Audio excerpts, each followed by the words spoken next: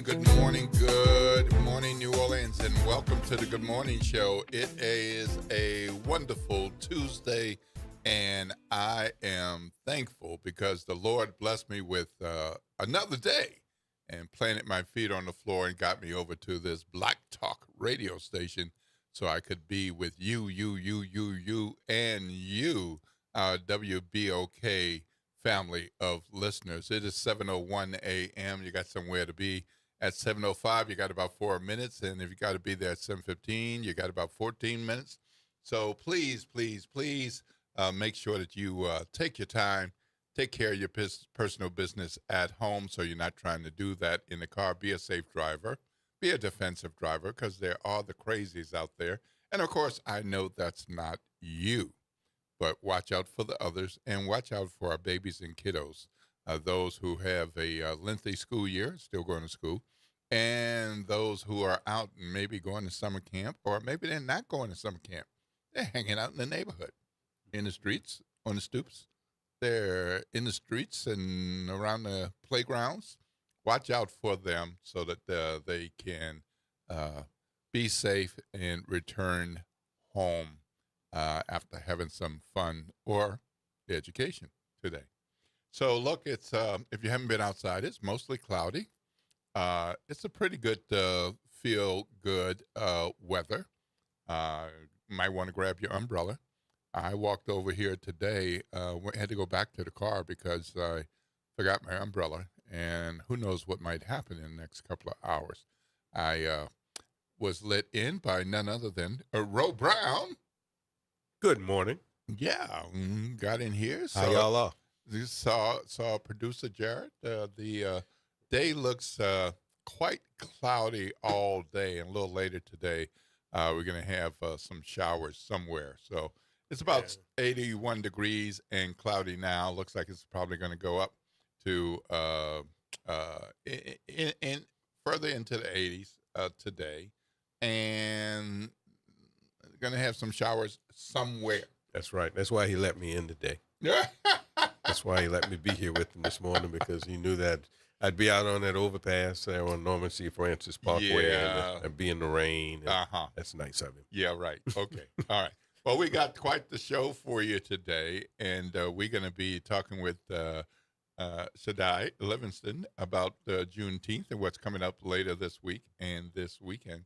And we hope to be hearing from our New Orleans police chief in a bit as well. But right now, we've got a special guest on the line. Welcome to the Good Morning Show, Mr. Doug Williams. You're on with Will and Ro. How are you, sir? Good morning. How y'all doing, Will and Ro? What's going on, Dougie? How you doing? Man, it's just hanging in there, man. Just doing a little rehab. You know, I had a little small knee replacement. Okay. Replacement? So I'm just, ain't nothing, you know. You told me surgery. Now, is it the same knee you hurt in the 75 Bayou Classic? Yeah, same knee. Okay. Okay. Just checking. Well, man, same knee. At least you have it. Hey, look, I thought it was time to change the spark plug. Yeah, right. There you go. Walk a little bit longer. Yeah. Without pain. Yeah. Oh, that's boy. what I'm talking about. Well, Doug, we had some big news recently. The HBCU Legacy Bowl that you and Shaq Harris developed, created, and built a few years ago, and has had some good success here in New Orleans. A lot of people love the concept of having college athletes from different conferences and different levels, and giving an opportunity for these guys to be seen by each other, because they might not even play against each other, and for scouts to check them out, and then, of course, that career fair. But you're moving on to bigger, better things at Atlanta, and we thought we'd have you on to talk a little bit about that. I appreciate that, man. First of all, you know, we are grateful to New Orleans, the people that helped us there, the Saints, Tulane, all the people that gave us an opportunity and to bring the Legacy Bowl to New Orleans. When they got started, it was not for New Orleans. Shaq and I, when we first started, the first thing came to our mind, we got to go to New Orleans with it, and we did it. And for 5 years, we was able to pull it off and put it on, and we got some sponsors and people involved in it, and it's been great. Able to get the college bands to come, and a lot of the fans loved the concept, the idea. And we was fortunate enough to get Allstate to become one of our title sponsors, and I think that was a big thing. But at the same time, we all know sometimes, when you think about New Orleans and Louisiana as a whole, and the growth of the game, sometimes you got to make decisions.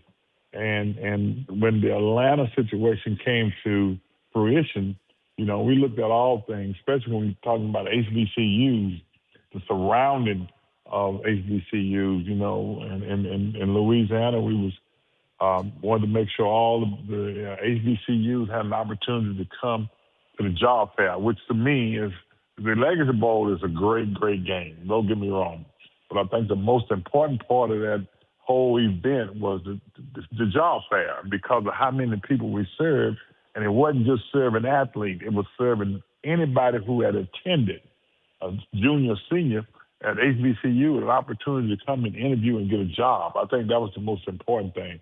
So I just want to say thanks to New Orleans and all the people around and all the support that we've had in New Orleans, the committee that was helped us and all that. Can't be grateful enough. Miss Benson was real nice to us. They supported us the whole time. So the state of Louisiana did a tremendous job with us. So we certainly appreciate that. And that's where we are at this particular point. And Atlanta offers another venue because of the number of businesses there and Allstate is prominent there. And we just felt like from a surrounding standpoint, when you're talking about HBCUs, it makes it so much easier for a lot of HBCUs to get to the job fair. It wasn't the players, it's the job fair, because you only pick one or two players from a team. The most important thing is the job fair they would put on when you can bring 50 kids from your school to the job fair. That's the most important thing. And when you think about all the institutions in Georgia, and then you North Carolina, South Carolina, how close Alabama, how close they are to Atlanta, and that made it for us a simple answer to move to Atlanta. Doug, are all your sponsors moving with you? You're not losing any sponsors yet? Do you know? Not only the ones that probably was in the smaller ones that was in Louisiana, but none of the large sponsors that. Yeah, I mean the big ones. Yeah, I mean the big ones. We're not losing any of them. I mean, I think from a sponsorship standpoint, they look at it probably like we looked at it. That they'll be able to serve a lot more people in Atlanta compared to New Orleans. Mm-hmm. You started this. The impetus for it was draft day, NFL draft day. Exactly. This year, how many HBCU players selected in the draft? None, not at all. Is that discouraging, Doug? It's very discouraging, But at the same time, it's a two-way street, Ro. Mm-hmm. And I say this to say, I was at the combine when we had the combine here in Washington. I don't know whether you know that or not, but at the combine, I was a little disappointed in not the combine. I was disappointed in the participation, the way our kids approached it. They didn't seem like they was doing a job that I wanted to be in the NFL. And I think, we talked about this, me, myself, Mel, and a couple more folks talked about that we need to get to the kids and to the coaches that when they had a media day and all, and let them know how important this thing is. And when you come to the combine, you got to come to work. You got to come put on the show. You can't have do something and expect people to see it. It's a little different because, let's face it, since integration and NIL and some of your best players gonna always leave. But the ones that get an opportunity got to show what they can do. Mm-hmm. And we're not saying that you got to draft 10 players from HBCUs because that's almost unheard of in these days. Right. But at least even if it's not no more than a free agent trial. That's important.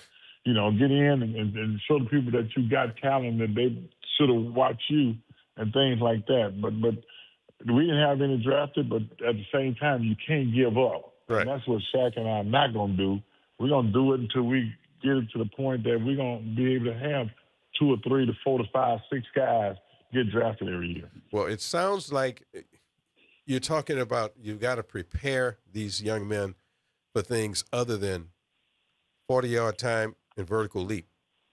Yeah, you know, Ro, my thing has always been, to me, I'm from being up here in the league for the last 15, 16 years or more. More.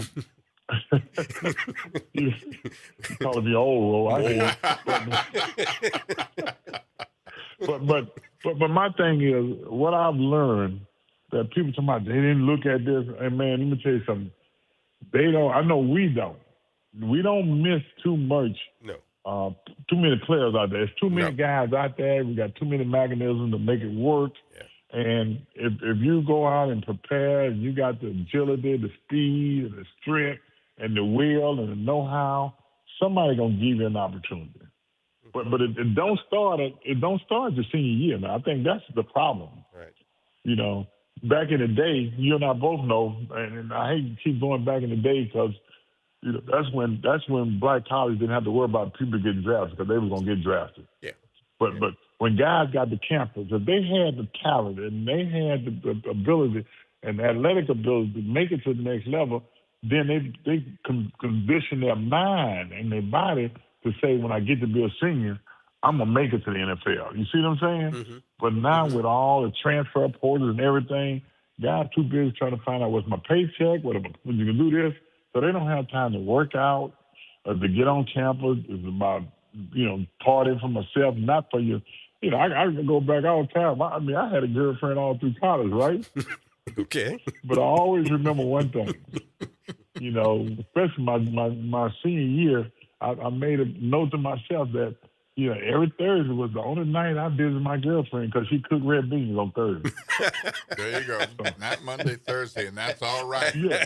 So, but Monday, Tuesday, Wednesday, hey, I'm all about what I was doing. You know, you had to go to class, you had to get your lesson, then you got to prepare for the game the weekend, and that's how I condition myself. Mm-hmm. These guys don't do it that way. They want to go out and hang out with their buddies and everything else, and I'm not gonna. Yeah. I'm not going to say they out there doing anything other than just hanging out with their buddies. You know what I mean? Right. Yeah, of course. Look at it. But that's not look at it from a realistic standpoint. Yeah, but and the other thing is this thing too. They don't understand. When we had this combine, did we have drug testing? You know, now they can't tell you who passed, who failed, and the league don't tell us. Right. But they do it, and we don't know. You know, what's the real reason some of the guys that perform well, why they didn't get an opportunity? We don't know. Yeah, you don't know, but the league does. The league does, yeah. So, I mean, that's what we're dealing with more than anything. Mm-hmm. Yeah, but that's what I'm saying. It sounds like, you know, when you say that they didn't act like it was a job interview, like I said, I mean, that's beyond 40-yard time. I just didn't see the hustle. I mean, you're sitting out there. I mean, I'm proud that we got this HBCU showcase. That's what we called it. Yeah. And I'm saying, man, we got all these. We got 50 guys, man, from HBCU, and let's see what they got. You know, I said, wow. And you know, there's one guy, and I don't want to call his name, but you know who I'm talking about. The guy that the lead rusher in all of HBCU football. I know. And I was surprised. You're on you come in, you're on a 4.9. You come in, you about 13, 15 pounds overweight. And then when you're going through drills, if you drop a ball, you walk into it. Come on, man. That ain't the way you do this. And I'm sitting on the sideline. It's killing me. It's killing me. You know, you probably feel like people looking at you, right? No, to be honest with you, they are, because we feel like we the one who picked these guys. Washington might want to run me off if they saw that. They said, shoot, these the kind of guys you bring in. No, but no, I just want the young guys to understand the importance of the combine. But back again, talking about the Legacy Bowl and the job fair, the fact that I just want as many young people to come to the job fair because there's a lot of folks at the job fair are interviewing and giving jobs out at the job fair. That's the most important thing. Mm-hmm. Yeah, well, I've been to several of those, and that is right. That's not hype. I've overheard people saying, when can you be available? Right. That's real. Yeah. And certainly some internships and other experience, but also post-college jobs. And that's a real deal. I mean, that's a good focus. And it's not just athletics. There were teams represented there, and not just the Saints. Yeah. Not just the Saints. I remember seeing the Los Angeles Rams there. Yeah. We had Minnesota Vikings in there every year. Minnesota Vikings. Yep, absolutely. The Tampa Bay Buccaneers. Absolutely. Yep. And a couple of basketball teams, the Pelicans, and a couple more teams. I mean, absolutely. It's about from an athletic standpoint, that's about 10, 12 teams that are there. Right. But the key is, we all know that football is what it is. Right. But life and job and security is about other jobs. And nobody's going to play football for life. Right. Some of them ain't going to ever play. Yeah. But you get an opportunity to interview for a job. And that's what you go to school for, number one, to put yourself in a position to take care of yourself. And if you do what you got to do in school, and you got everything in order, and you interview, somebody gonna hire you. Especially, let me tell you something, especially as an athlete, if you're a competitor and you play and you got everything in line as far as job wise, if you don't get a chance to play football, Coach Rob used to always say, I'll take a C student any day before I take an A student if we're playing football, because you know why? They learn how to compete. Mm-hmm. And you put a guy in that position, they'll compete for their position, So the job fair is very important to us. Doug, before we let you go, the NAACP launched a Out of Bounds campaign, calling it a national boycott, urging black athletes, their families, fans, supporters to boycott some flagship programs focused on Tennessee, Louisiana, Alabama, Florida, Mississippi, South Carolina, Texas, and Georgia. They're asking them to reconsider any decisions about going to those schools and consider HBCUs and other conferences where they're located in states that are not targeting black voter dilution and changing congressional districts. What do you think about that idea of out of bounds and encouraging young people, if they have a shot at a LSU or an Ole Miss or a Georgia, Florida, and saying maybe you don't go there? Well, first of all, we all got to be fair. It's hard to ask an 18-year-old when they flash a check in front of you, number one, and say, go to an HBCU, but where's the NIL? And I'm only saying this because that's what they're going to be saying. When you're getting recruited by one of the schools in the SEC, they're not just recruiting you. They already gave you an offer. Mm-hmm. You understand what I'm saying? Yeah. Sure, yeah. And then if you go to the HBCU, what's the offer? That's what they're going to be saying. Now, if it go to another conference, to another school, they can offer the same thing. That's a whole different ballgame. But I think it's kind of tough to ask the kid, because it ain't the kid. They make a decision, but hopefully you got somebody, a parent or somebody that help you make those decisions. So at the end of the day, it's not going to come down to the kid. Because it's just like a kid leave a HBCU to go to one of the Power 5 schools because the HBCU don't have $100,000 payment, but he can. I mean, that's what you're dealing with. First of all, we got to be real with that. But the bottom line is it's not about them not going. as much as we as a people got to get out and go to the polls. You got to go down the street to some of them guys and girls that's not going to the polls, let them know what they need to do to try to help to rectify that whole situation. It works both ways. Yep. You know, I'm never going to tell a kid don't go there because you can't tell them that. That's unfair to an 18 to 20-year-old who, I mean, they offer them. I mean, it's amazing. Some of the stories that I hear during the draft time when I'm in there and we interviewing kids and guys walking in talking about they was able to buy their mama a house. What kind of money would HBCU have to do that? Yeah, right. That's what you're dealing with. They didn't take that in consideration. You got to think about, and you hate to make it money because you know in college I didn't know anything about stuff like that. But that's what it is now. At the end of the day, that's exactly what it is. They're trying to legislate a way to keep kids from making money now. Yeah. So that's a tough one. It ain't as easy as it sounds. It's tough. Yeah, it probably would have been a different story if a high schooler from Zachary was being recruited and NIL at a time.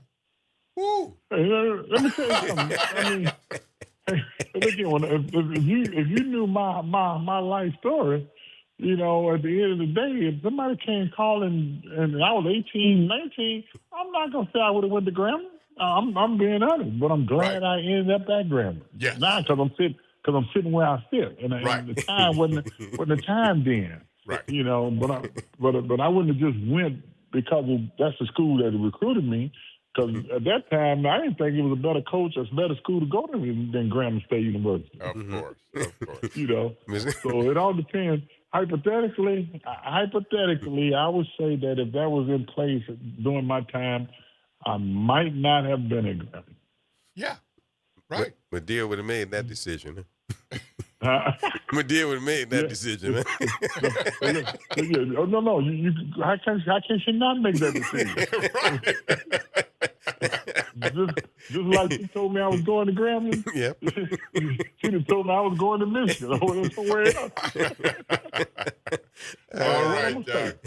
All right. Well, thanks so much for getting up early this morning to spend some time with us and our WBLK family of listeners. We appreciate your time, and we appreciate the time that you and Shaq and your team spent with us over the last several years with the HBCU Legacy Bowl. If you get a chance to read the column that I wrote, I pointed out some specific driving distances and what a difference it makes with driving distance to New Orleans versus driving distance to Atlanta, not to mention the international airport, making it a whole lot easier to get there. So I know this will be a good move. It was good to have y'all here, and I think it's a good thing that you have the opportunity to continue this and make it more in Atlanta. I just think it's great what you and Shaq did, okay? You know, I just, and always have. I mean, you know that. I mean, just to come up with this idea and do this and to continue to do it, you know, even though, you know, it can be discouraging. I know it can be, and I know, but, you know, keep on doing it and all the things you said about people getting out and voting and all that good stuff. That's what it's all about, Dougie. I appreciate you all, and thanks to New Orleans. Like I said earlier, thanks to New Orleans for what they've done for us. Wonderful. Lord's blessings. Have a great day. Thank you. Bye. Okay. Bye. All right, folks.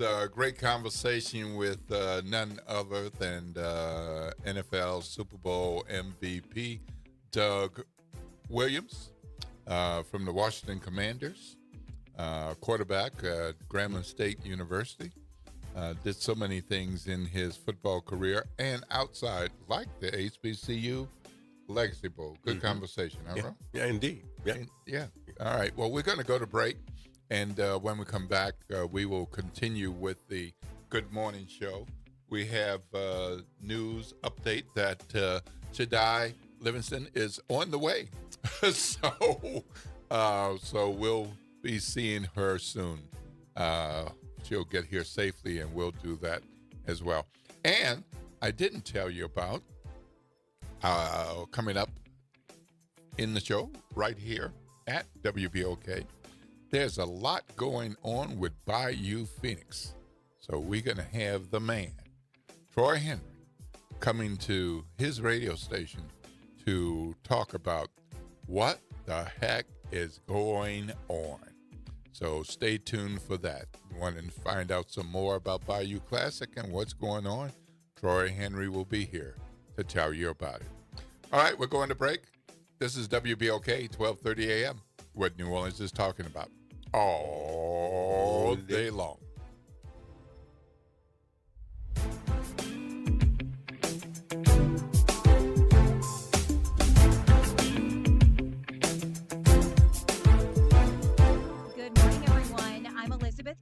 And here are today's headlines for you. At the Sewage and Water Board, there is a full plan in action right now ahead of stormy weather expected. Leaders say that it includes having additional staff in place, lowering canal levels, and reviewing pump stations. Right now, 87 out of 93 major drainage pumps are available. Leaders say pumps are working properly for now and that they don't anticipate issues during this incoming weather. Also, so far this year, almost 10 miles of drain lines have been cleared. Happening today, the city of New Orleans says that lane closures will take place along Interstate 10 for streetlight repairs.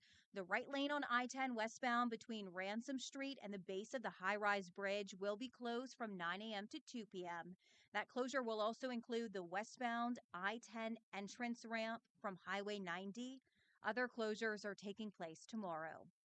And today, several French Quarter businesses will meet with Sewage and Water Board representatives to talk about the ongoing construction on Decatur Street. The area has been plagued by construction for months, impacting local businesses, forcing some to even close down. Over the weekend, several owners discussed a potential lawsuit against the Sewage and Water Board. Councilman Freddie King, who represents the French Quarter, will be at that meeting happening at 4 p.m. And that is a look for you at today's. Hello, friend. Tavis Smiley here with a special announcement. You can catch my show at a new time, weekdays from 1 p.m. to 4 p.m. Same great topics, same great guests, same great conversations, just a little earlier in the day. It's Tavis Smiley, weekdays 1 to 4 p.m. only on WBOK 1230 a.m. What New Orleans is talking about. This is The Law in Your Legacy. I'm attorney Pete Hamilton. I'm attorney Ryan Hamilton. Losing a loved one is tough enough. Do you really want your family dealing with court battles and paperwork on top of it? Whether you choose a will or a trust, think ahead. Take care of your family. Let them focus on healing instead of headaches.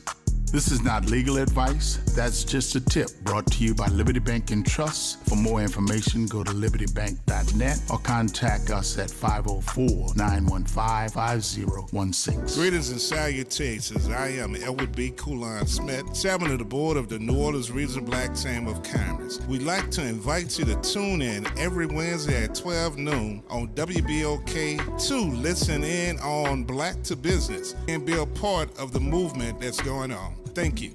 Climate Hope NOLA presents this month's climate keyword, adaptation. Climate adaptation means preparing our communities for stronger storms, hotter days, flooding, and rising water.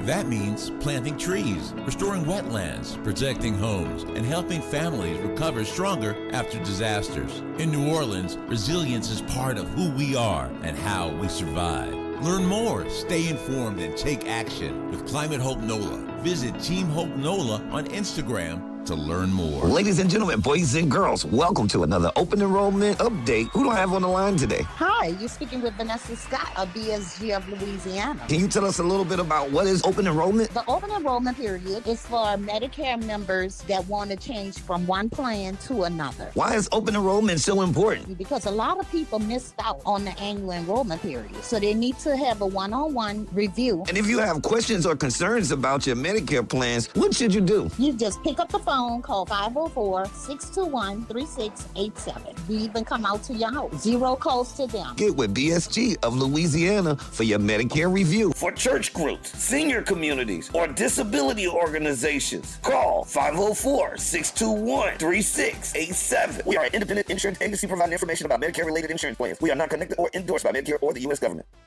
This is your news update for WBOK from WDSU. For all your news and weather, watch WDSU News, New Orleans' leader in live, local, late-breaking news. Today at noon and 4 p.m. A soggy Tuesday is expected. It's another WDSU first warning weather alert day. The flood watch continues all the way through Thursday. We are still expecting a total of 3 to 6 plus inches of rain as we head into the next couple of days. As we're watching closely, Invest 90L that is brewing over Mexico, expected to continue to move on up. Could possibly bring us more rain as we head throughout the rest of the week. From the WDSU First Warning Weather Center, I'm Raven Riesel. Good morning, wake up. The Good Morning Show. Good morning. On WBOK.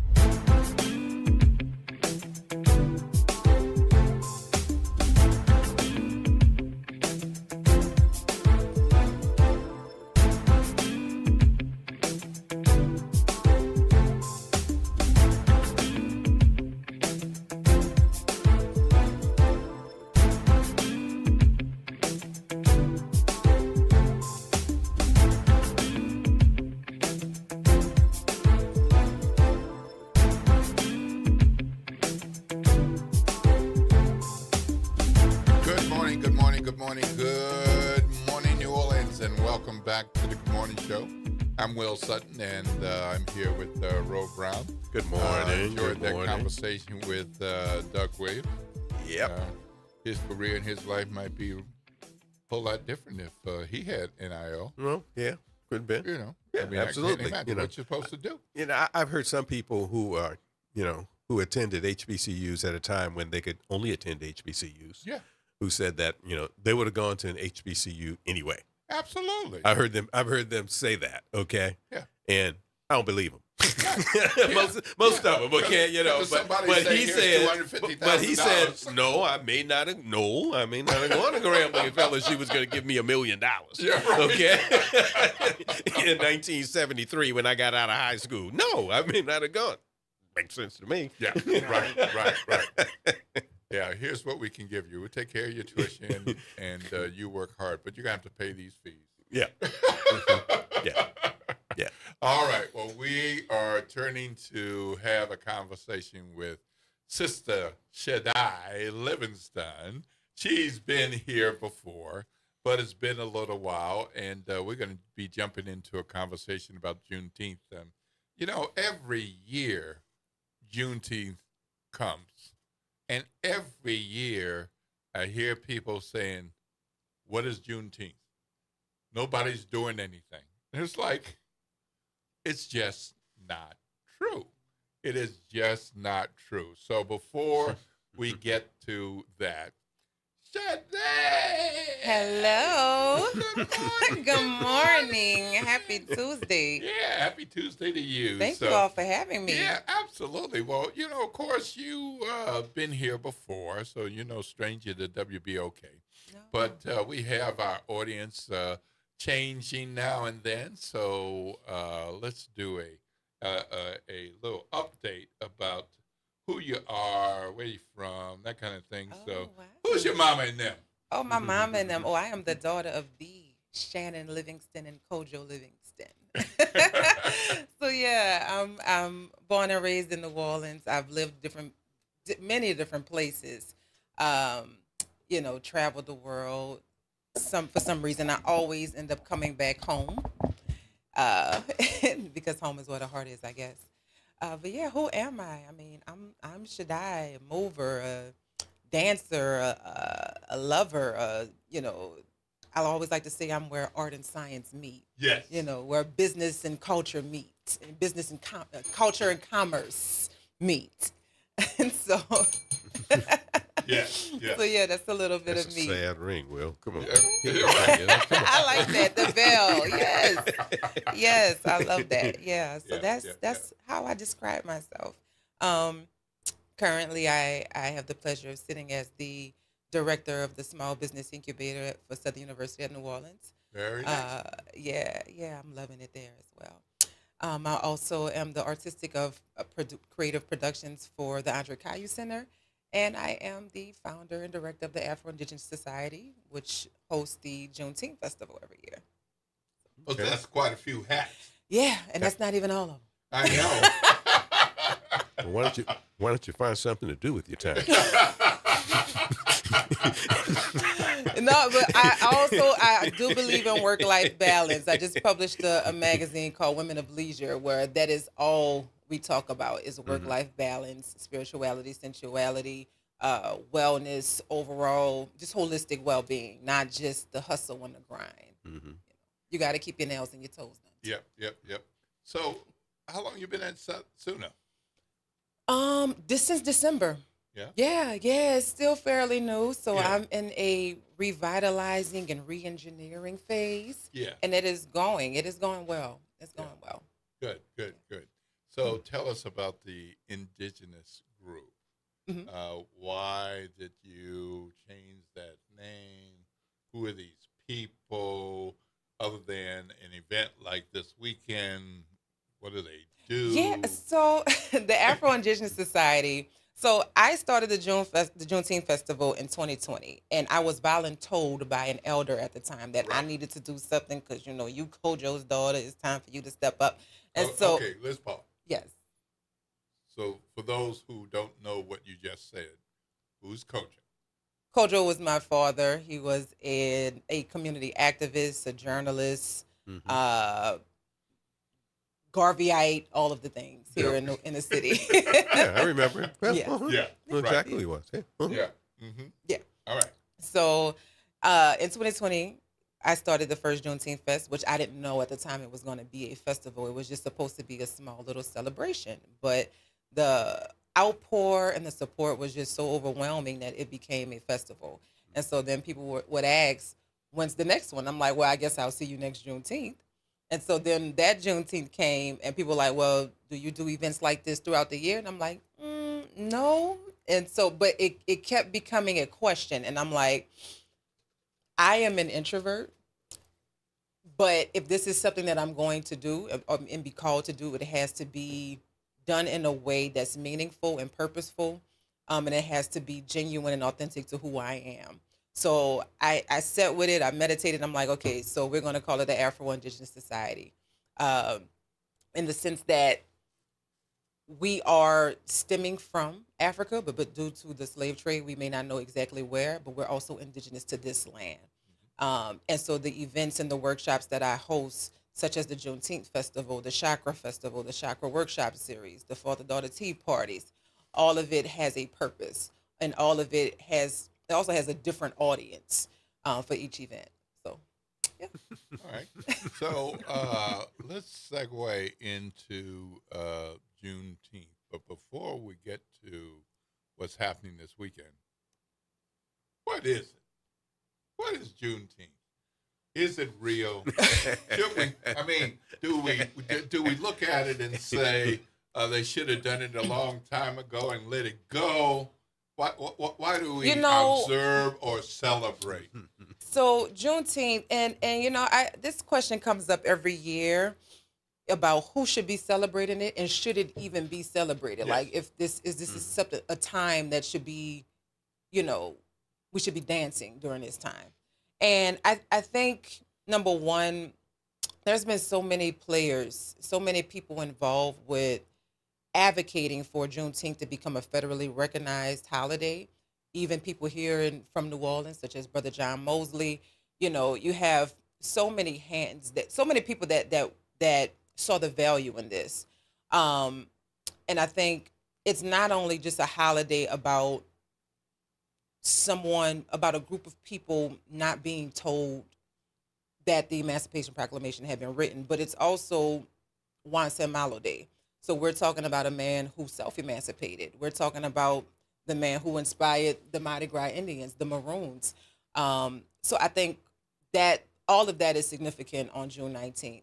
And all of it is worthy of being talked about, being commemorated, being celebrated, acknowledged, all of that. Mm-hmm. You know how I found out about 19th June? I was a little boy. I don't think I was less than 10, maybe 10 years old. And Joe Tex, the singer, had a song in which he had a line where he said something about drinking red soda water on the 19th June. Mm. And I asked my mom, what's the big deal with the 19th of June? And Mom's from was born in Maringouin, Louisiana, Southwest Louisiana over there. And that's when she told me, she said, black people in Texas celebrate on the 19th of June because, she gave the story about the slaves and everything. A lot of black people in this country didn't know anything about that until, I think, several years ago. Tell you the truth. Would you agree with that? Yes, I do. would. I think yes. it was a black Texas holiday to me. That's what it was. And now it's kind of going national. Yeah. Am I correct in thinking that? Yeah, I think for the most part that's a common consensus. I think a lot of people knew about it, but it wasn't really celebrated. Like in my household, we acknowledged it, but we didn't really do too much. Yeah. We did a couple things, but mainly because we weren't allowed to celebrate 4th of July. You raised by Garvey. You're raised by him. No, as he used to call it, 4th of July. 4th of July. I like that. Yeah. So they had to make up for it somehow. All right. Well, cool. So, how did you come to grow into June 19th? Because a number of us have different family backgrounds, and we have certain observations. And in some households, oh, it's your birthday, happy birthday. And others like, no, we got to celebrate. We're going to have a party. We're going to have ice cream and cake. We're going to have music. We're going to have dancing. There are different traditions in different households. And Juneteenth is something that some people do and they don't do. Some people do bigger things with Christmas than others. Some people know about Kwanzaa, but it's not a thing they do. I'm not going to be a part of that. But others, it's like integral, like Cheryl and I. This is a thing for us. Yes. And we're going to say the words not just that week, Right. So, it's a thing for us. So how about your journey with Juneteenth? How did that come? So I know for a few years prior to me putting on this festival, I would just go to other Juneteenth events, or mainly it would be Congo Square, because I know like on June 19th for a couple of years in Congo Square they would meet there. But there will also be some small things around the city, but I didn't see too much going on. And I made a comment, and that's what made the elder be like, well, you need to do something. It's time for you to step up and do something. So I'm like, well, that's not what I had in mind. I want y'all to do something, but hey, I want to go to something. Yeah. So yeah. All right. That's pretty good. All right. Well, we're coming up on a break, right, Jared? Yeah? Okay. And when we come back, let's get to more specifics about what's happening this Juneteenth. Yeah, what's the something? And what's the this something? Weekend. Because this is one of those things where you put in all this work and y'all can come. Right. Okay. Yes. All right. So right after the break, more with Jedi Livingston. This is Will Sutton and Ro Brown. And if you want to call and ask a question about Juneteenth, you got a comment about Juneteenth, you can give us a ring before we let her go. Ro, what's that talk line number? The number is 504-582-9422. This is WBOK 1230 AM, what New Orleans is talking about all day long.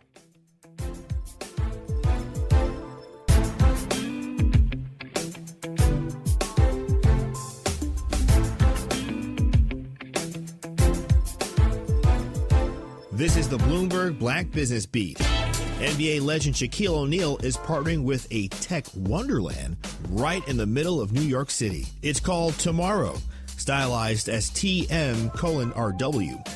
And it's designed to showcase the tech and innovation of the future. Robots, dog robots, holograms, headphones, glasses, meta glasses. Just, it's a beautiful place to be, and I think if you're ever in Times Square, you should definitely check it out. In this conversation on Bloomberg, Shaq explained why he decided to throw his money behind the Times Square-based store. Well, I always invest in things that I first believe in, and things that are going to change people's lives. This is something that it's not really a lot of competition out there, and I know once people come inside the store, they will love what they see, and they will fall in love with what they see. Stop by, and you might even see Shaq himself, or maybe even a hologram of him.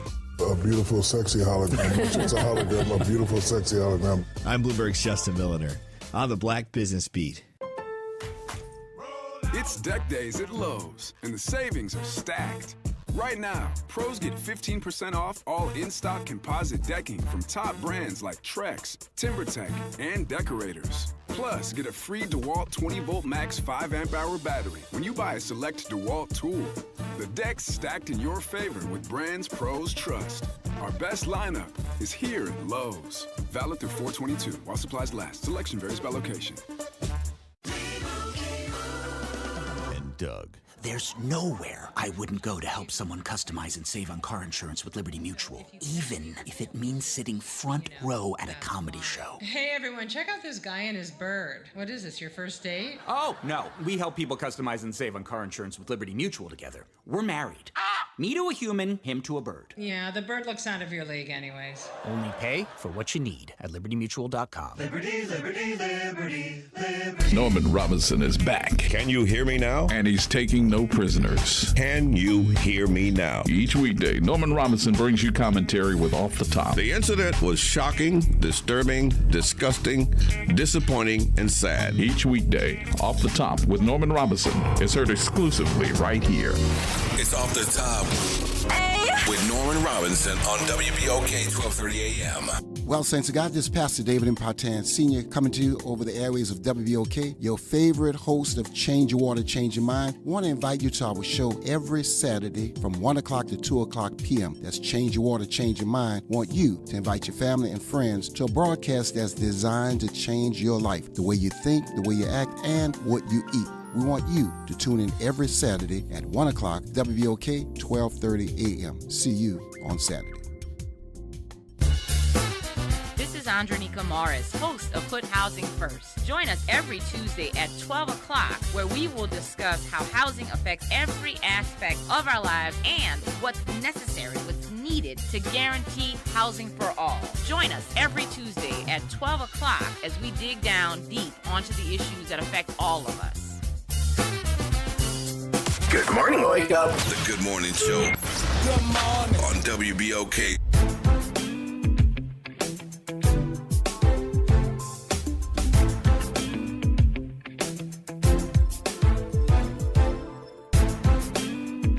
Good morning, good morning, good morning, good morning, New Orleans, and welcome back to the Good Morning Show. I'm Will Sutton with Bro Brown.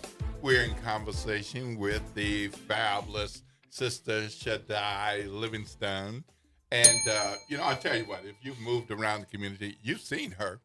You might not know her name, but you've seen her because you can't help but see her.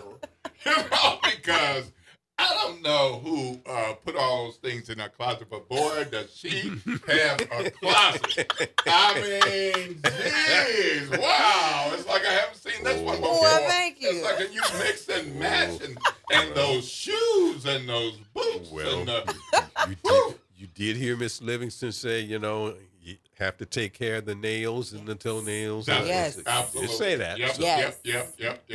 Yes. Well, you're going to see her in full force on Friday because there's a Juneteenth something happening on Friday and more happening on Saturday. Tell us about it. Yes, so we are kicking off Juneteenth Friday. We have the Juneteenth Festival in Armstrong Park starting at 12 o'clock, ending at 5 o'clock. And we're going to kick off with the Juneteenth second line on the corner of St. Philip's and North Rampart. Enter into the park at 12. And we're going to go from there. We have Don Richard. We have Flag Boy Giz. We have the Watotos of Kumbuka. We have a double Dutch competition. We have so many beautiful food vendors and local merchandise vendors. And it is going to be a wonderful time. It's hosted by my good friend Malik Bartholomew and sounds by DJ Rockaway. Ooh, very, very nice. Yes. And so, how much does it cost? Oh, free 99. All it costs is your time and your attention. Oh. Well, all right now. This is year 7 of me doing this. Mm-hmm. And it has always been a free festival. It's always been, I always wanted to be accessible. And so now that we're growing, I'm trying to bring more people on board and get more support so that it can remain a free festival. Because some of this I'm coming out of pocket with myself. Yeah. And it expands every year. So every year we also do the Juneteenth Freedom Gala, which is going to be held Saturday at the Andre Caillou Center from 6 to 8. But before that, we're adding in the Juneteenth Economic Summit. So I'm excited about the summit. And that's you haven't done that before. No, this is the first year that we're doing this because it, again, as I mentioned earlier, there always has to be the purpose behind it. So it has to be more than just a party. So beyond the festival, how are we talking about liberation and freedom? And what does that look like as far as economics here in New Orleans and in the Gulf Coast? So that's what we're going to be talking about on Saturday from 11 to 3. We have Lauren Turner Hines. We have Dejan Jordan from Broad Community Connections. Joseph Couillet from the Black School. Man, we have some good people presenting and speaking. You talked about people asking if you did things throughout the year. Mm-hmm. You've mentioned the name Andre Caillou a couple times. Yes. The center is where St. Rose Church used to be, right? Yes. Yeah. Right there on Bayou Road. Yeah, just shortly. Tell people about the center, and Andre Caillou. Yes. So I know he is, Captain Andre Caillou, we actually at the center, we have a tour, an AER tour, an immersive experience telling his story about who Captain Andre Caillou was. He was a black man from New Orleans who led the Black Regiment during the Civil War for the Union. And when he went out there, he was deceased pretty much on site, and they left his body on that hill. Right. And so it took his wife and a reverend to make sure he came back home and gave him like this beautiful celebration. It was a big parade. A parade. Big, like they call it like the first, second line. Yeah, big on Bayou Road. So yes, that's the story of Andre Caillou, and it's a very important and beautiful story. Because a lot of people don't know that New Orleans had something to do with the Civil War. And they don't know that the impact of people from New Orleans, that goes way, way back. So that's one of the things we do at the Andre Caillou Center, along with multiple different things. We're a theater, we're a Black performing arts space. We have the Free People Farmers Market, which is also going to be Saturday as well. Because on Bayou Road, let me just tell you, Saturday, it's a block party. Yeah. So we have things happening up and down the road. We have a DJ. Addis has a brunch. Community Book Center has a reading. Andre Caillou Center, we have the summit happening. We also have the farmers market. And then we have the gala in the evening. It is going to be a time on Saturday. Yeah, and if you haven't been to Bayou Road in some time, this is probably a good weekend to get out there. Because there'll be a lot of movement. There are the people who run those businesses and visit those businesses will be out in force. It's not just one thing. You go to one store or one restaurant. There'll be a number of things that you can do moving from one place to another. So the economic forum, that's Saturday at 11? Yes. And where is that located? That's going to also be at the Andre Caillou Center inside. The farmers market will be outside. And so we're going to do the summit indoors until 3 o'clock. And then we're going to switch gears at 6 and move to the gala. All right. Well, all these things can't be free. Well, the gala is $50. Okay. So this is still accessible. Yeah. And because this year is reception style usually. Yeah. I go a whole full 4 hours with performances and art auctions, and I'm like, I don't have the capacity or the energy this year. But our honorees we have 4 amazing honorees. We have Joseph Couillet. We have Dr. Clyde Robinson. We have my good brother, Griffin Clark.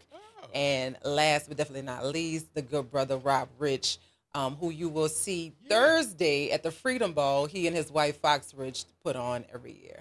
Yeah. Wonderful, wonderful, wonderful. So how can people go online and find you, find info about one or more of these events? Mm-hmm. Yes, you can go to NOLA-JuneteenthFestival.org, or you can follow me on Instagram at NOLA Juneteenth Festival. And yeah, those are my handles, and that's where you can find all of the information, anything you need about anything that I'm involved with, whether it's the Afro-Indigenous Society, the Andre Caillou Center, the Small Business Incubator. I'm always sharing resources and workshops and anything that's available. Okay. All right, we got a caller. Good morning, Eric. You're on with Will Sutton Rowe Brown and Sade Livingston. Yes, good morning. Good morning. I'd like to thank Ms. Livingston for having activities acknowledging the freeing of our enslaved African ancestors. You mentioned that you're footing this on your own. Is there any way that the public can make donations to help you along with this, financial donations or any other kind of donations? Yes. Also. Yes. So I have an Eventbrite page. You can make donations through the Eventbrite page, or you can go to the website, NOLA-JuneteenthFestival.org, and make donations. I also accept water donations, ice, whatever you feel in your spirit to give. Absolutely. It is much appreciated. Yeah, I hate to see you doing this all on your own. So we definitely, if we're going to benefit and gain from it, we need to help you out. That's for sure. Oh yeah, yeah. We do have one sponsor. Shout out to NOTCF, who that they have been holding it down and supporting us for the past few years. But yeah, so they've been a big help. So yeah. All right, great. All right. Be blessed. Then. All right. Lord's blessings, Eric. Have a fabulous day. Thank you. All right. So, will you be able to include the marriage renewal this year? So this year we're not going to do the vow renewal. Okay. We'll probably pick that back up next year. Okay. All right. Yeah. It's a beautiful thing. Yeah, it is. It is, and I love it. And we enjoyed participating. Yeah, because you were part of the first year we did it. Yes. So probably next year, when we have a little more people sign up for it. So yeah.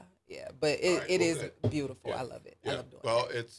It's a wonderful day, and so is it okay for the little ones? Absolutely. And is it okay for folks who might have limited mobility, wheelchair, walker, need a place to sit down? Yes. Yes. So we are accessible, and for all accommodations. I do advise people to bring chairs, lawn chairs, if they don't have, they can't stand for too long. So please feel free to bring your lawn chairs. For the youth, we have, I believe someone's doing face painting. We have the Consu's Corner with art creation and arts and craft. Sometimes every year people just kind of sign up. And I'm like, you know what? Just come on. Just do your thing. Yeah. So I'm usually amazed as well when I get to the festival. I'm like, oh, so this is what you're doing. This. Oh, this is what we're doing. Okay, nice. Nice. So, it is literally a community effort. So, yeah. All right. Well, thank you so much, Sade. That is Friday on June 19th, a.k.a. Juneteenth. On Saturday, it's Economic Forum during the day. And on Saturday night, the gala is happening at the Andrew Carrier Center. So June 19th at Congo Square, Armstrong Park, and it's free. And you got the Economic Summit on Saturday at 11. Well, first of all, Friday, what time? Friday, 12 to 5. 12 to 5 on Friday. Then 11 a.m. start for the Economic Summit on Saturday. And then the gala starts at what time? 6 p.m. All right. But stay on the block for all of the things. Yeah, right. Be prepared to just enjoy Bayou Road that day. Well, we're going to close out this segment, and we hope that Mr. Troy Henry will be coming up soon after the break. How about we close out with a little Joe Tex? See what Joe Tex has to say. She remind me of them folks up in Navasota, Texas, eating barbecue and drinking red soda water on the 19th of June. Look here, give me and reach that barbecue and kiss me with your greasy mouth.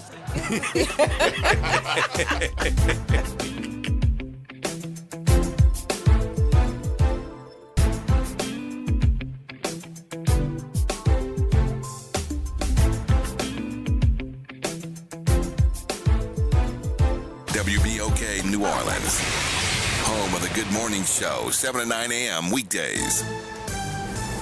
I'm Misty Jordan with BIN News Now. California Governor Gavin Newsom says President Trump has sent the U.S. Department of Justice to investigate him and his wife. One by one, anyone who has challenged Donald Trump has ended up on his hit list. And today, I proudly join that list. Newsom condemned what he calls Trump's abuse of power, saying he ordered a weaponized DOJ investigation. A 16-year-old boy is in custody of the U.S. Marshals as he awaits trial for allegedly raping and murdering his 18-year-old stepsister on a Carnival cruise ship in November. Timothy Hudson turned himself in Monday after a federal judge in Florida revoked his pretrial release. And the NBA draft is a week away. Some of the brightest college stars in recent history will hear their names called in Brooklyn next Tuesday. Get BIN News Now on demand 24/7 on the iHeartRadio app. Good morning, wake up. The Good Morning Show. Good morning. On WBOK.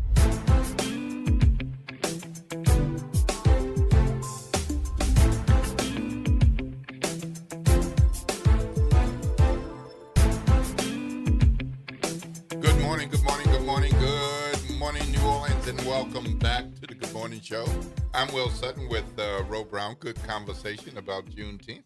Little history there, and thank you for the Joe Tex connection. No problem. My pleasure. My Red pleasure. soda on the 19th of June. And eating barbecue.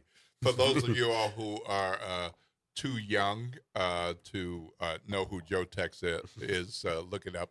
And for those of you all who are chronologically gifted like me, and maybe you don't remember, you look up the song, because I know you remember the name Joe Tex, so. Who'll take the woman with the skinny legs? Yeah, buddy, there's some good oldies. All right, we're going to jump into a conversation about something pretty darn important, and that is a update on Bayou Phoenix and what's happening in the East.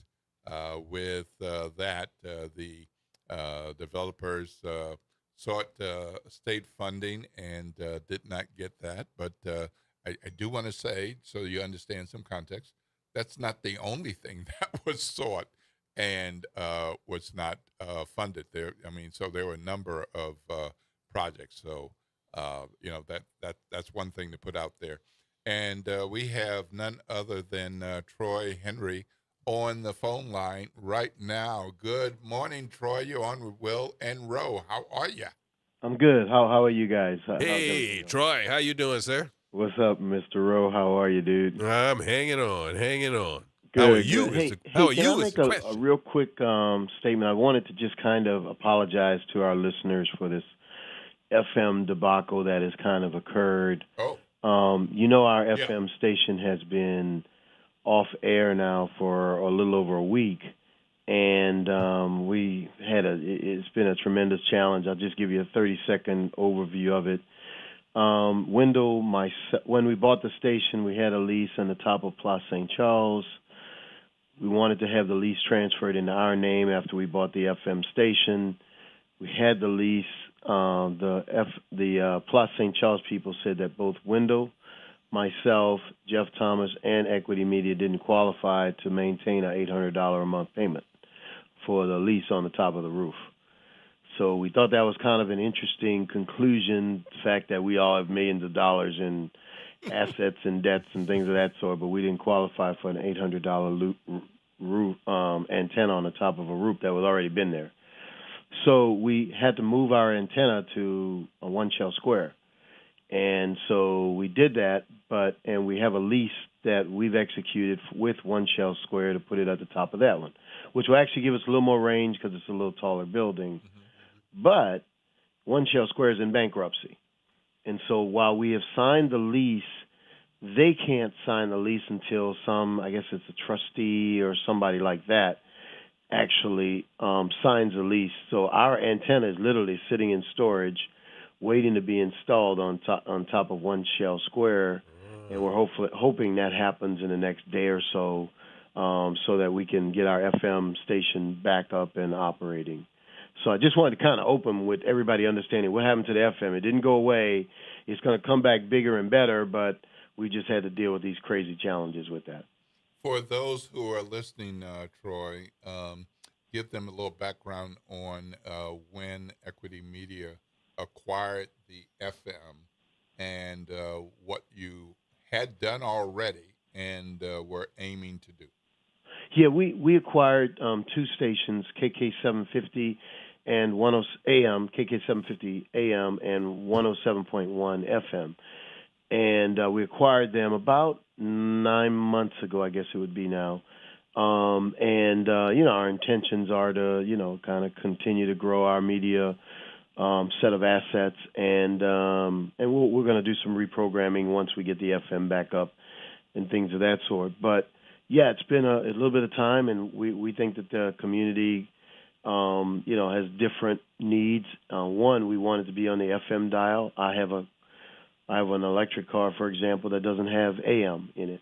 Right. So, and they're trying to pass a law that you have to have AM in your car, but so we just wanted to be on every dial so that people could get a chance to listen to guys like you and Ro and Kimba and things of that sort. So, that was part of the reason why we bought these additional stations, and we'll continue to grow those stations as time permits. All right, so let's talk about Bayou Phoenix. And some people continue to say Six Flags because that's what it was, and it helps them kind of identify where it is. But we're not talking about Six Flags. We're talking about Bayou Phoenix. That's correct. Yeah, that's correct. And so there's the Bayou Phoenix Development Group, and you're a partner with that group. Yes. And you all have been working consistently on this for a few years.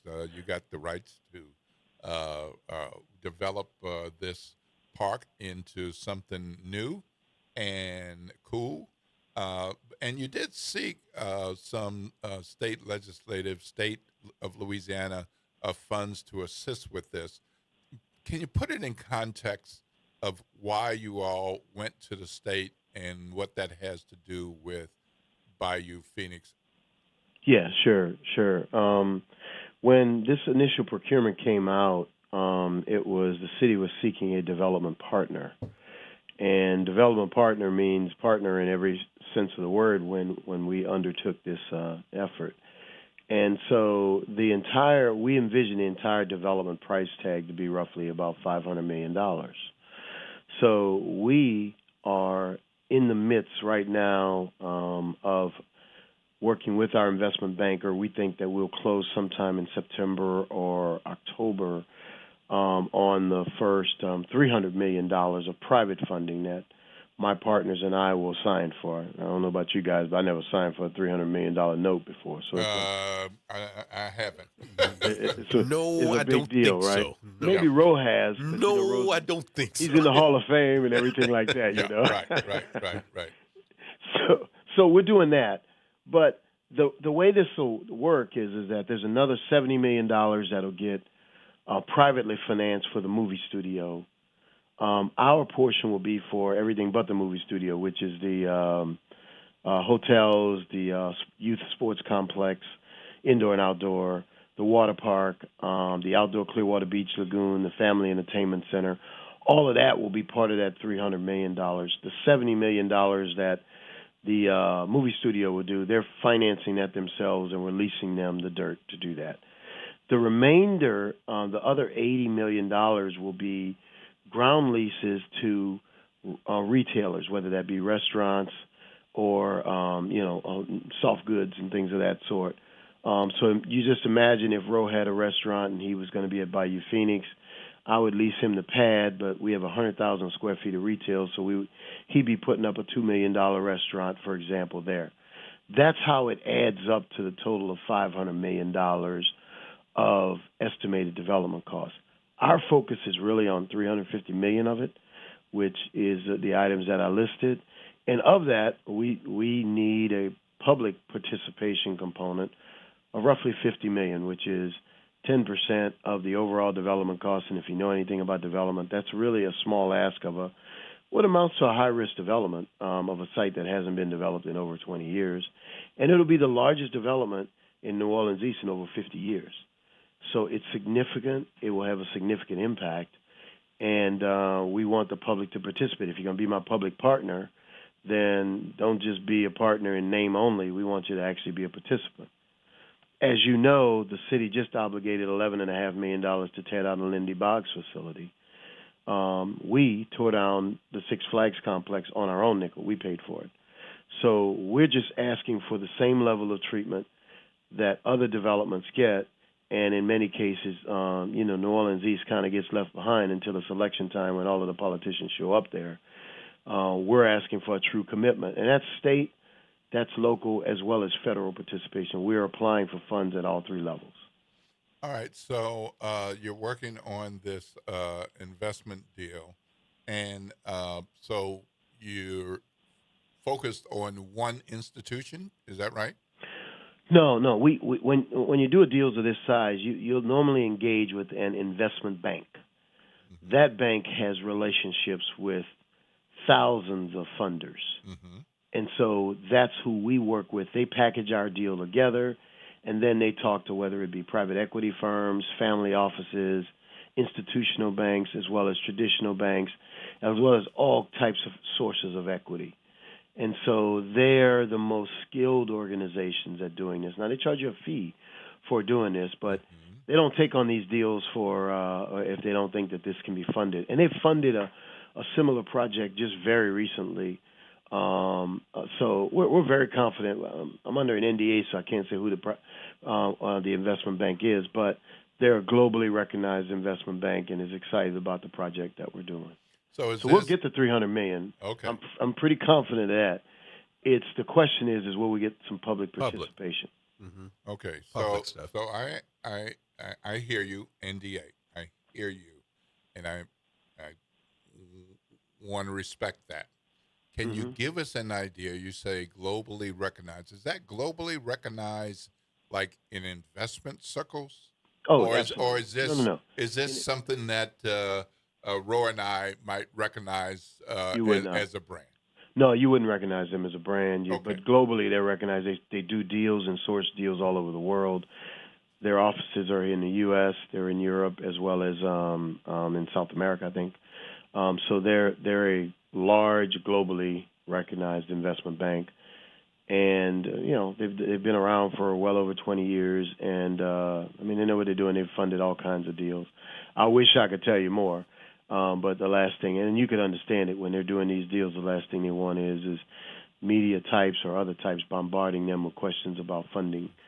And so we have to respect that as part of our NDA, and we don't want to do anything that's going to blow up our deal. Mm-hmm. So City Council has, I believe it's $5 million for infrastructure work on that site. Is that what you all requested, or is that a higher number or a lower number? Well, I'm glad you brought it up. We the City Council initially, when Oliver and Eugene Green were in, had allocated $1 million to the project in 2023, with the plans for another $5 million that would have been in 2025, and then another $5 million as part of the capital outlay. Not the capital outlay process. This bond referendum process that the city passed this past year, and so far we haven't gotten any of it. $1 million was transferred to the New Orleans Redevelopment Authority. They have subsequently redirected those funds for their overhead, their legal, and I'll just put it this way: $750,000 of the $1 million has been used or in Nora's account.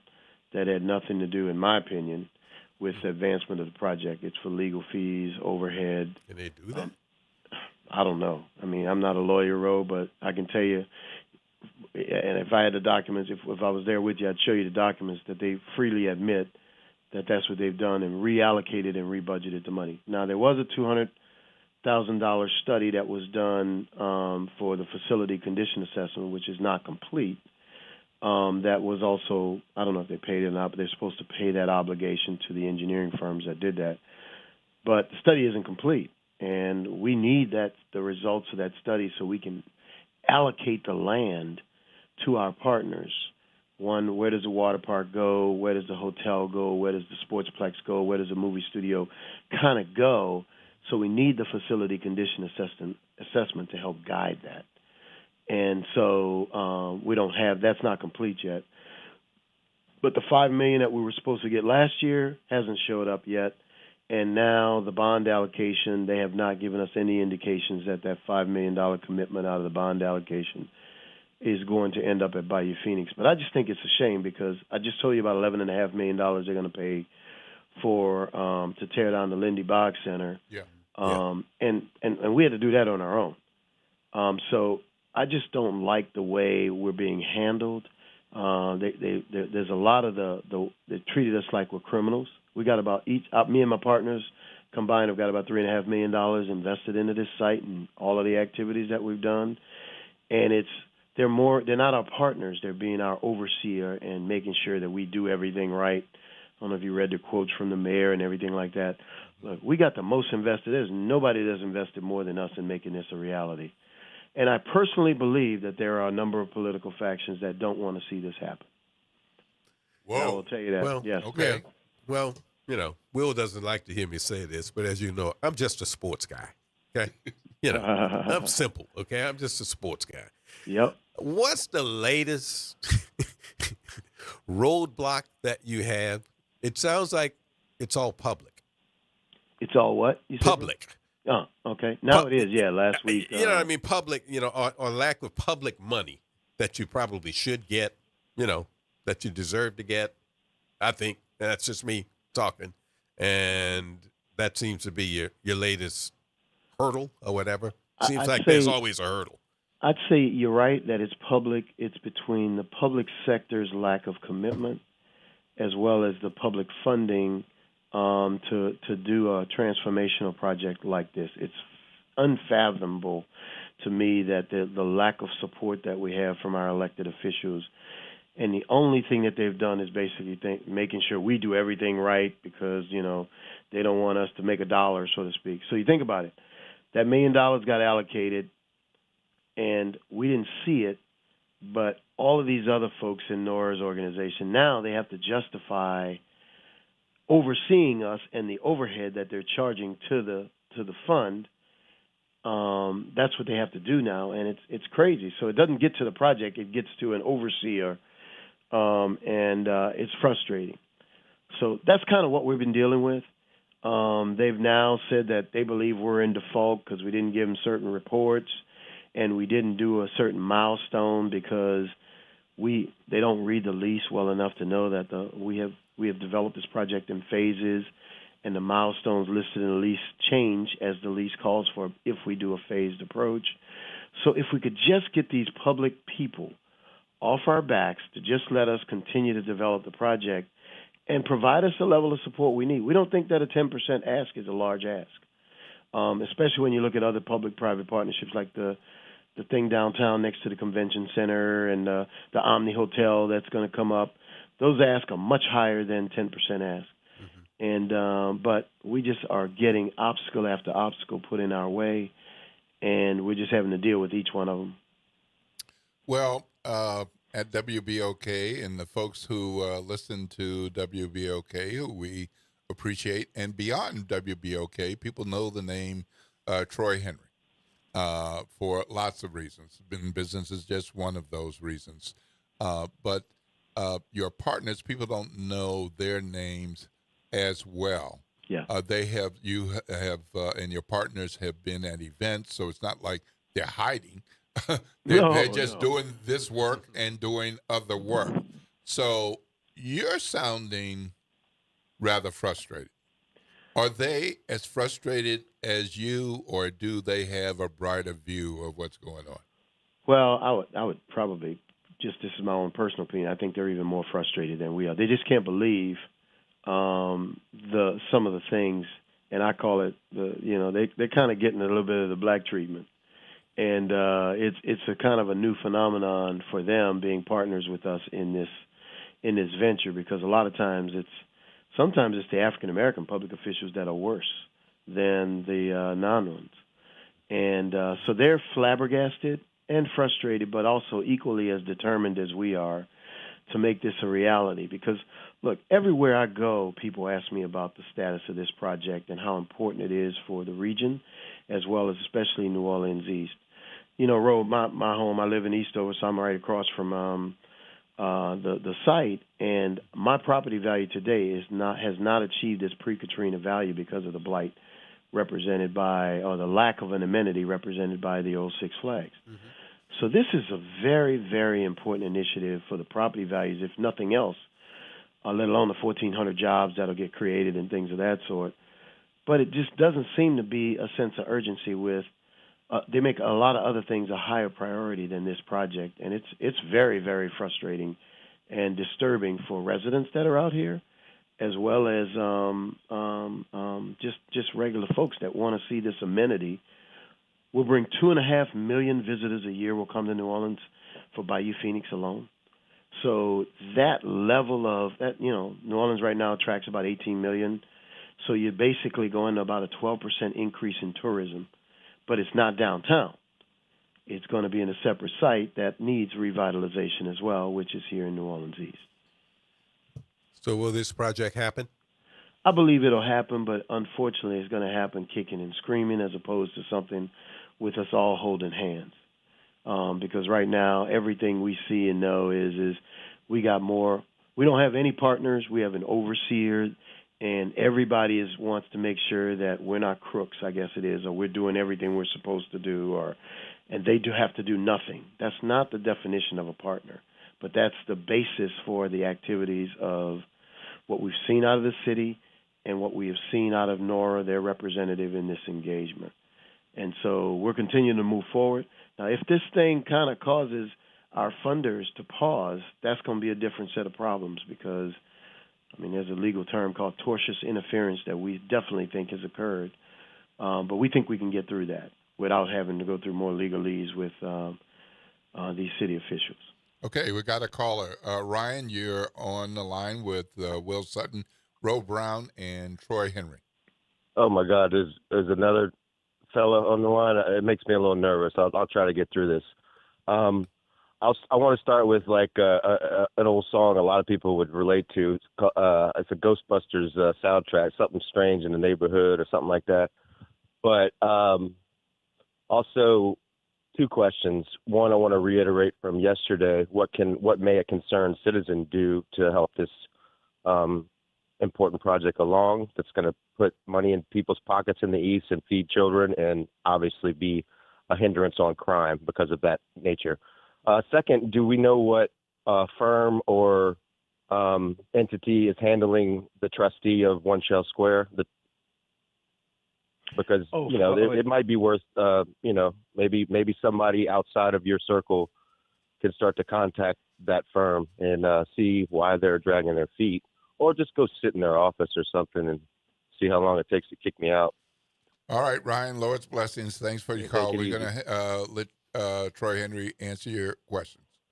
Don't know the firm, but that was brought up on the reality check yesterday, and we're going to find out who that is and what the status is on getting this lease executed by them. And I personally am going to make sure that I put a sense of urgency in their hands and them understand the impact of what they're doing. So I don't know the answer to who the trustee is, but I do know who to talk to find that out. So I'll be doing that today. Okay. All right. So what are the next steps at this point? Are you at a good place with the state legislature, understanding there was no funding? Are you at a good place with City Hall, but working through kinks, or are these major problems? Are you a good place with your New Orleans Redevelopment Authority, or what would you say? Yeah, I would give you a couple of answers there, Will. One, we have requested mediation as it relates to The default that they're saying that we're not in default, and they know that, but they got to look tough on us. So we've requested mediation as for one thing. Two, as it relates to City Hall, I would advise and I would encourage listeners to let the administration, meaning Mayor Moreno, as well as the city council members, know that this project, they need to support it and stop aggravating it. So I would do that. And I would also let the elected officials know, our state elected officials, I promise you, and I can't verify this, but I will bet $100 to 10 that they did not lift one finger to advance the financial request that we had into the state capital outlay project. I mean, when I say they did nothing, I don't believe any of them did anything to advance this transformational project forward. We were part of the city's request for capital outlay. And when I talked to the city officials about it, they said, well, we're not going to support your project. We got other priorities. So although we thought we were in the city's package that would be requested and lobbied for, we found out, late in the game that they weren't going to do anything for us because it's not a priority in the overall scheme of priorities that they had. Nothing, not a dollar. And so this time around, obviously, we're going to take a different approach. We're going to lobby on our own for the next time around. We also have a request in for federal funds. And look, the mayor has the authority to reallocate bond dollars today. So she could allocate the dollars necessary to keep this project on track today if she saw fit, along with the city council. This is the largest and most important development project in New Orleans in a long, long, long time. And so I think it deserves and merits the support necessary to make it a reality. Troy, the last thing that we're doing is we're obviously pursuing our private funding. Okay. Troy, who said we're not going to support this? Oh, this was the chief of staff, the mayor's chief of staff. So basically said, if we supported your project, we'd be competing against what we want. Okay. And that's almost a direct quote. But you know who our chief of staff is. I'll let them speak for themselves, but that's a direct quote. Yeah, it's not a priority for us because we have other priorities. Okay. We've got a caller. Good morning, Reverend Calhoun. You're on the line with Will Sutton Rowe Brown and Troy Henry. Good morning, gentlemen. So, Good morning, Troy, guys. my question is, how much of a delay this lack of cooperation, for a better term, has created for you guys? Has it created, because time is money, has it pushed you guys back to the point that you can't go forward right now? And I guess I'm on that same page. What is it that the public can actually do to try to get everybody to the table to resolve what's needed to be done? Because we know this is a phenomenal deal that you're bringing into the city of New Orleans. So I'll hang up and listen. I just want to know what kind of delays, what is it costing this project with these type of delays? Great question. And thus far, we don't believe that this it represents a setback at all, and from a timing standpoint. It may occur is that once we get funded in September, October timeframe, we will probably have to adjust the and the venues that we can, design and fund in until that until that gap is filled.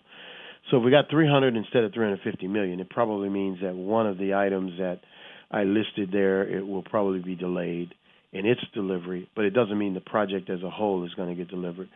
And we'll be constructing on a phased approach, so we'll do our best to minimize, the delays in funding from the government side. But we don't think at this point in time it's been a kill shot at all for the project as a whole. We're really still upbeat and hopeful that if we get the federal dollars, the state dollars, as well as the city dollars, we should still be on track to meet our timeline.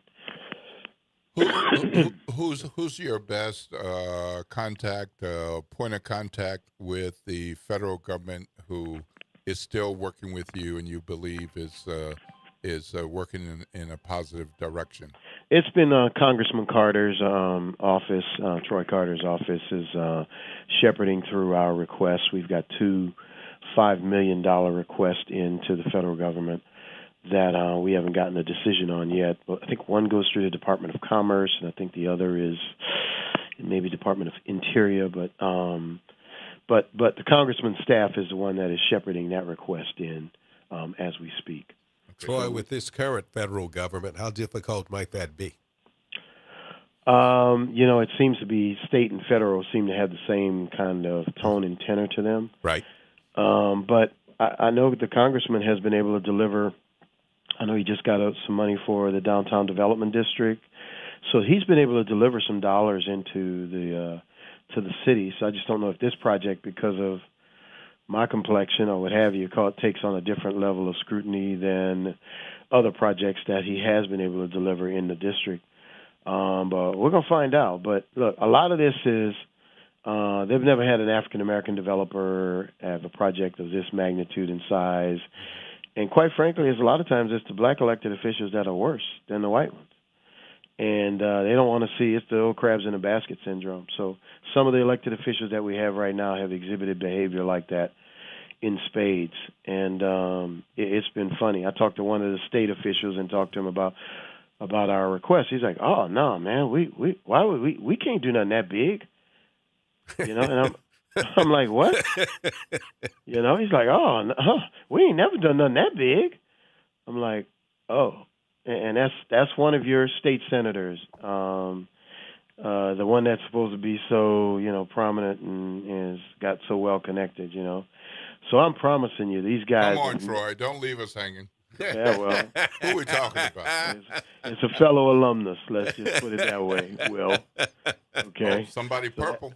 One of them, yeah. We got two of them in the state legislature, right? Okay. Yeah, well, it's one of those two, and it ain't the one that ran for mayor. How about that? All right. Okay. All right. There we go. Okay. And that's a direct quote. "Oh, no, man, we can't do nothing that big? Oh, my God." I was like, what? Okay. I was like, dude, this is a transformational project. Y'all doing Hyundai plant. Hyundai is going to have 487 employees. We're going to have 1,400 employees. And you know how much money they gave out? Over almost $500 million, I think, to Hyundai.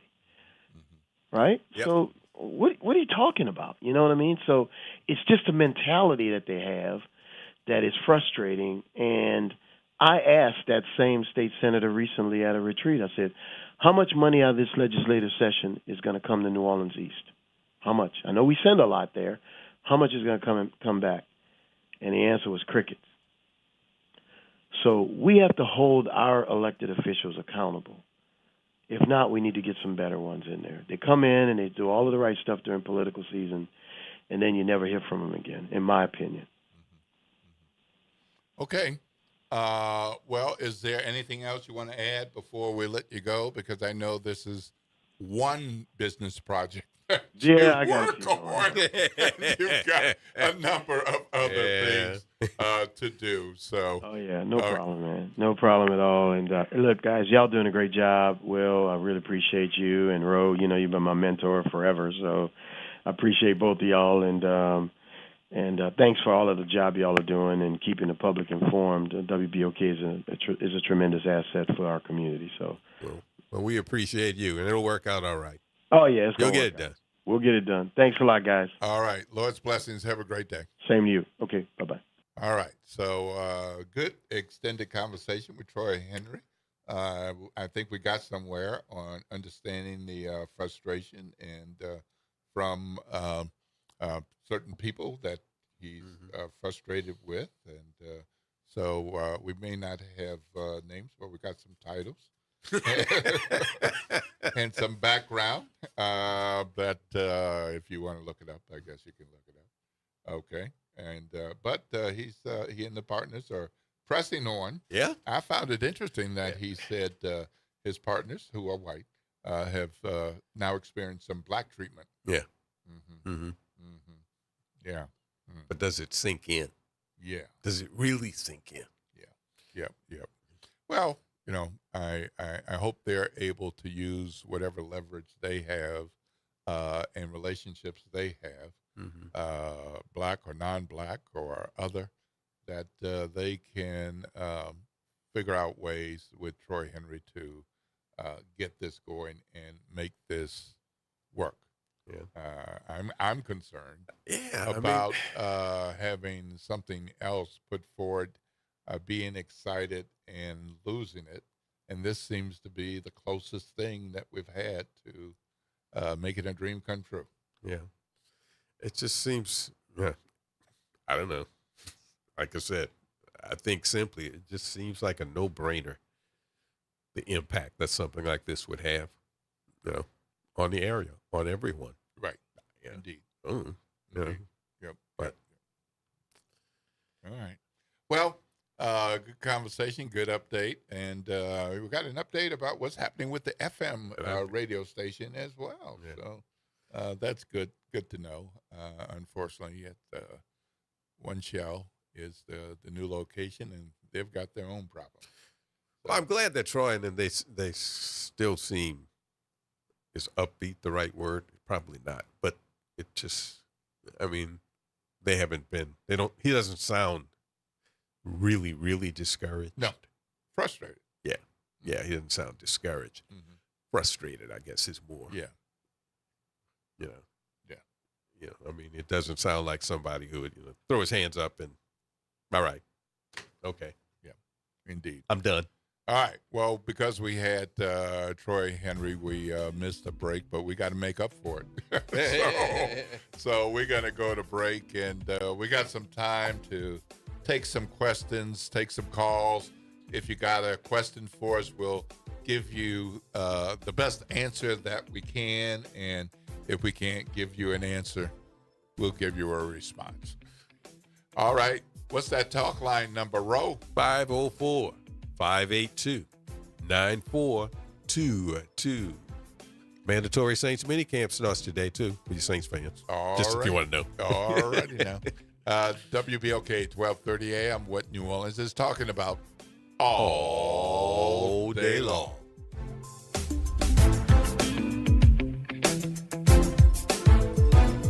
Good morning, everyone. I'm Elizabeth Kubel, and here are today's headlines for you. At the Sewage and Water Board, there is a full plan in action right now ahead of stormy weather expected. Leaders say that it includes having additional staff in place, lowering canal levels, and reviewing pump stations. Right now, 87 out of 93 major drainage pumps are available. Leaders say pumps are working properly for now and that they don't anticipate issues during this incoming weather. Also, so far this year, almost 10 miles of drain lines have been cleared. Happening today, the city of New Orleans says that lane closures will take place along Interstate 10 for streetlight repairs. The right lane on I-10 westbound between Ransom Street and the base of the high-rise bridge will be closed from 9 a.m. to 2 p.m. That closure will also include the westbound I-10 entrance ramp from Highway 90. Other closures are taking place tomorrow. And today, several French Quarter businesses will meet with Sewage and Water Board representatives to talk about the ongoing construction on Decatur Street. The area has been plagued by construction for months, impacting local businesses, forcing some to even close down. Over the weekend, several owners discussed a potential lawsuit against the Sewage and Water Board. Councilman Freddie King, who represents the French Quarter, will be at that meeting happening at 4 p.m. And that is a look for you at today's... This is Monica Pierre along with Sally Ann Roberts Daybone, co-host of Your Power is On. Tune in Sunday mornings from 7 to 8 a.m. for music that feeds the spirit. Get your Sunday on. Right here on WBOK 1230 a.m. and WBOK1230.com, the station you listen to all day long. We are the rhythm of the streets. The flavor in every dish. The story in every song. We are New Orleans Tourism and Cultural Foundation. We help artists build the future of New Orleans. Because when the culture thrives, our people thrive. Every note, every brushstroke, every dish is a door opening new possibilities for those who carry our traditions forward. And when we open that door, the whole city moves forward. For New Orleans Tourism and Cultural Foundation, culture is our open door. Climate Hope NOLA presents this month's climate keyword, adaptation. Climate adaptation means preparing our communities for stronger storms, hotter days, flooding, and rising water. That means planting trees, restoring wetlands, protecting homes, and helping families recover stronger after disasters. In New Orleans, resilience is part of who we are and how we survive. Learn more, stay informed, and take action with Climate Hope NOLA. Visit Team Hope NOLA on Instagram to learn more. Step back in time and experience the moments that shaped our world at the National World War II Museum, located in the heart of the Warehouse District in New Orleans. This world-renowned museum brings history to life, telling America's story in the war that changed everything, why it was fought, how it was won, and what it means today. From immersive exhibits to powerful personal stories, this is more than a museum. It's an experience.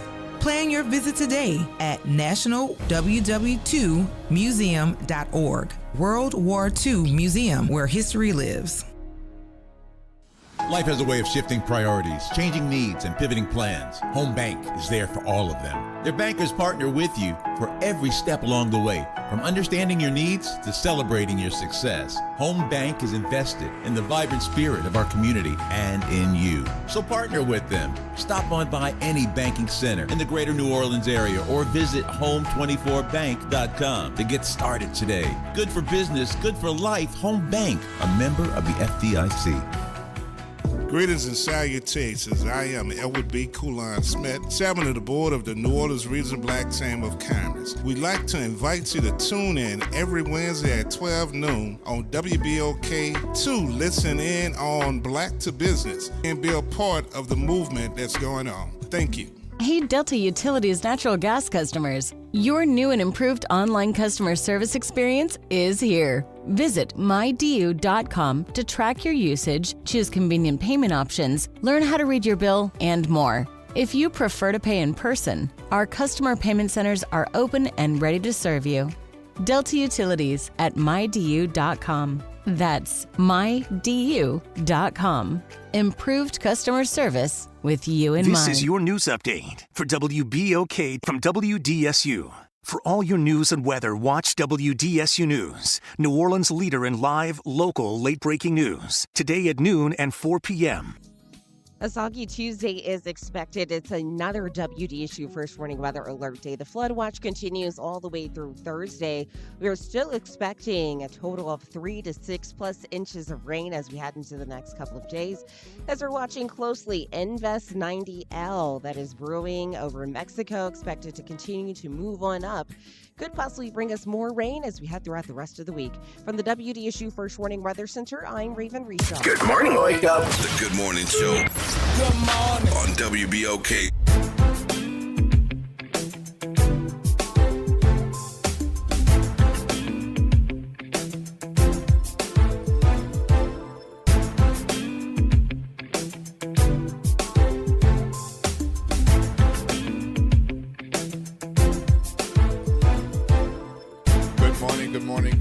Good morning, New Orleans. Welcome back to the Good Morning Show. For those of you all who have been in tune with us since 7:02, 7:04, 6:26, 7:58. It's now 8:43 a.m. If you got somewhere to be at 8:45, I hope you're real close because it's just a couple of minutes away. You got to be there at 9. Got a few more minutes. Of course, a lot of things in this fabulous city are only 15 to 20 minutes away, as we say. And but that doesn't mean you can't be late. So please take care of your business at home so you won't be a distracted driver. Watch out for the crazy drivers because I know that's not you. Drive safely. Make sure you're getting where you are going. I'm Will Sutton here with Ro Brown. Good conversation with Troy Henry. Yes. Some good updates. Mm-hmm. Of course, it's, good information. One man's perspective, a important man's perspective on this project since he's one of the partners definitely heard a sense of frustration and concern. But still some positive light there with, I believe we're going to get it done. I like that. It's too big. It's too big. Yeah. Never done anything that big. Yeah. Well. Well, I think you have. Yeah. I think we have. Yeah. I don't have numbers in front of me, but that thing once called the Louisiana Superdome. Yep. Now called the Caesars Superdome. Yep. More than 50 years ago. 60 years ago, it was supposed to cost $35 million, which was huge. It ended up costing $163 million. At that time. Yeah.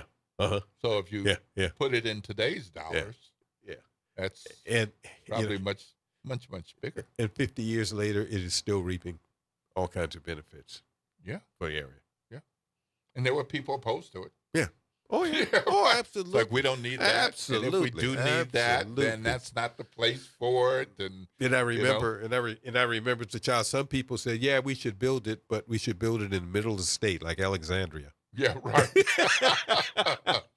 Lots of walkability and access there. Not New Orleans. Alexandria should be in the middle of the state. Yeah.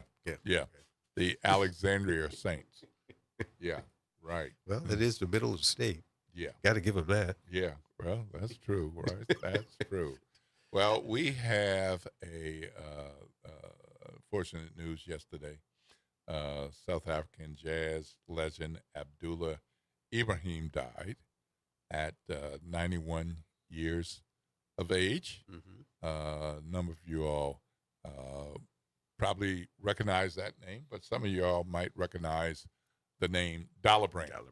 That was his the name he used before he changed his name to Abdullah Ibrahim. Transformational musician, pianist, composer, an important part of the apartheid, anti-apartheid movement through his music and his voice. And I think we have a news report about that. So stay tuned for that, and then we'll talk more on the other end.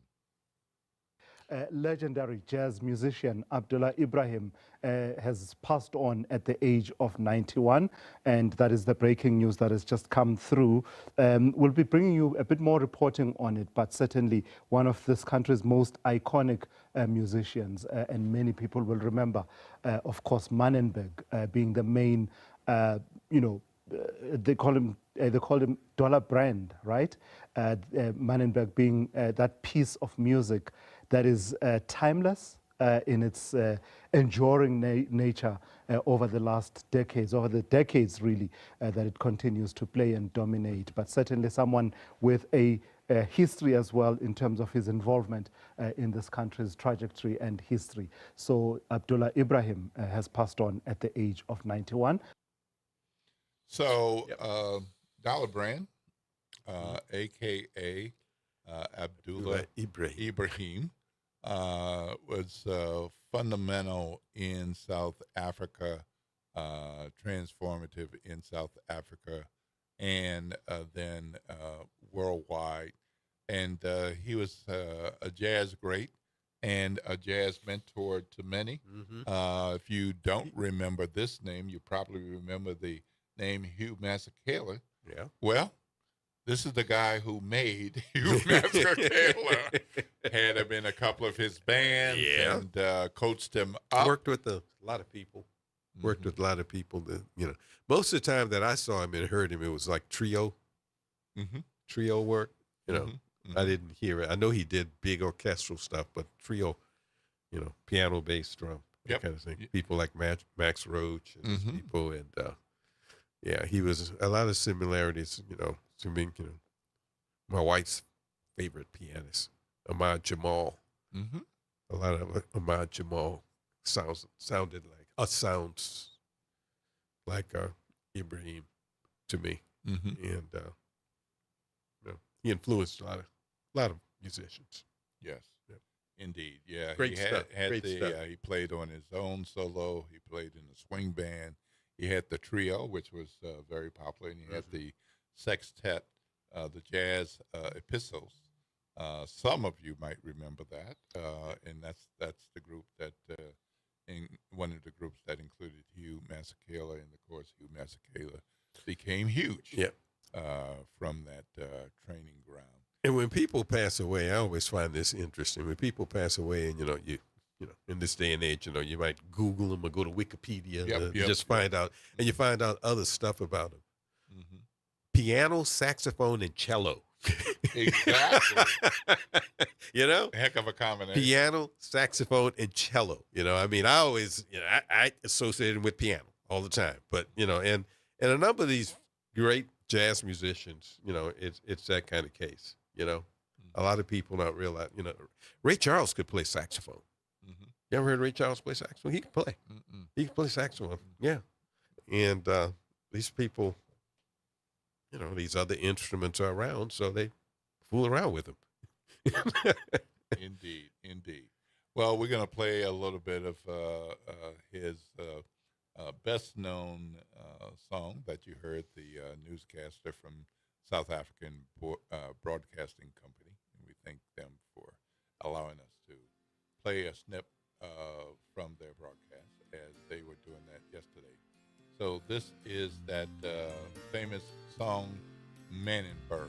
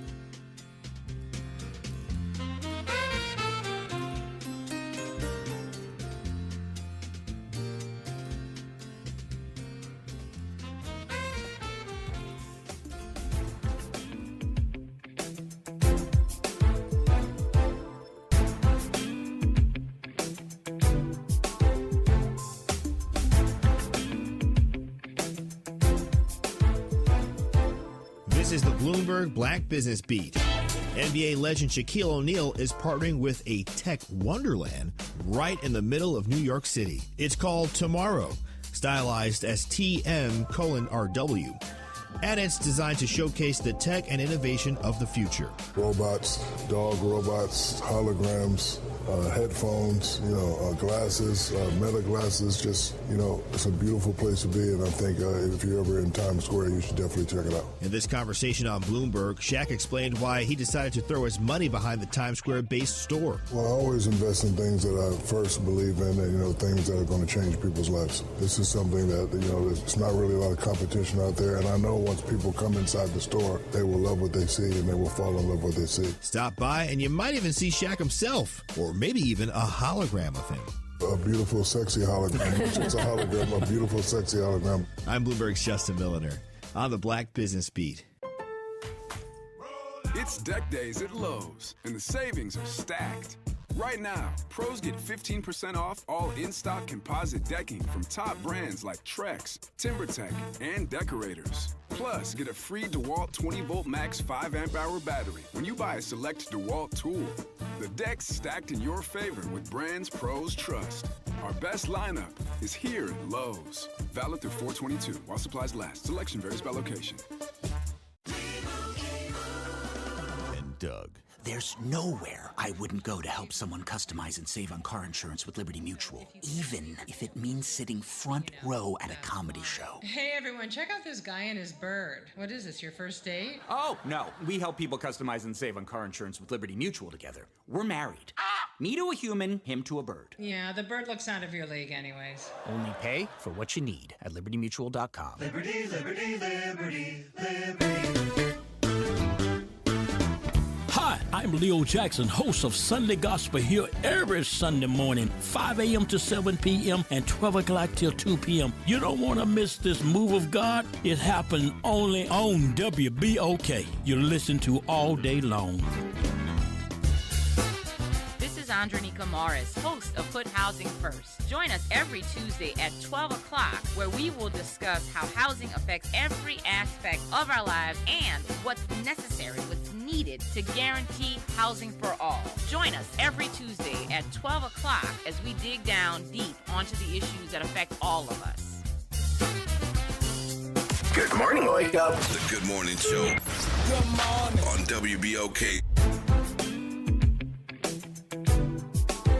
Good morning, good morning, good morning, New Orleans, and welcome back to the Good Morning Show. I'm Will Sutton with Ro Brown. We're going to touch on a couple more things before we get out of the way and make room for the front porch coming up next. Make sure that as you plan your day and your week, you're aware that there's a flood watch in effect until Friday at 7 a.m. So there will be some rain today, depending on where you are, but increasing chances no matter where you are, because right now it's 46% chance of rain. That is leaping to 58% and 60% by noon. And this afternoon is going to 73% and then 84% by mid-afternoon, making it much more likely that you'll get wet without rain gear, galoshes, umbrella, or something covering you up. And flood watch means that if you've got a vehicle with that sits low, if you've got a vehicle that is not a 4x4, if you are used to going under some overpasses and you see the signs about flooding and you've ignored them, you might not want to ignore them today or tomorrow or the next day. So make sure you do that. So watch out. Flood watch in effect until 7 a.m. And there's some Saints news. First day of minicamp today, mandatory minicamp, which means all players, it's mandatory that they attend. They'll practice this morning, and probably the biggest news from all of this is that you might see Cam Jordan there because he has been talking contract with the Saints. He is a free agent. He's a free agent since his contract expired in March, one of the most popular Saints of all time and a Saints great. And 36 years old, and can't pay him like you used to when he was 26 years old. Mm-hmm. That's life in the National Football League, and but it looks like they are coming together on a contract. So, all those Saints fans who were crying about the possibility that Cam might not be here, you might have some good news coming up pretty soon. I love it. I love it. Let you know that. I love it. I love it. It looks good. It looks good. Let me stress, looks good. And that'd be a good thing. Yeah. Well, we're about to close out. Just add on to what Troy Henry was saying, because Roy and I were talking about the Superdome being one of those big major projects that cost money. Mm-hmm. So Troy Henry was talking about something that would cost $300 to $500 million. That is a lot of money, but in today's dollars, the Superdome would cost $1.2 billion. Mm-hmm. Even more money. Yeah. So I'm not sure what we're talking about. But look at what it's done. And it's and done what a it's lot. doing. It's done a lot. And it would be the same thing with Bayou Phoenix. Absolutely. Absolutely.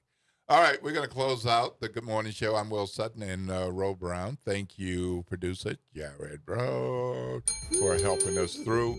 We got to get out of the way, make room for the front porch. And after that, Tavis Smiley.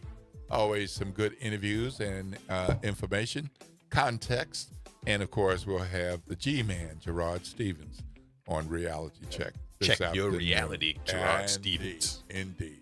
Always a good time to listen in for more information and context. All right, this is WBOK 1230 a.m. what New Orleans is talking about all day long.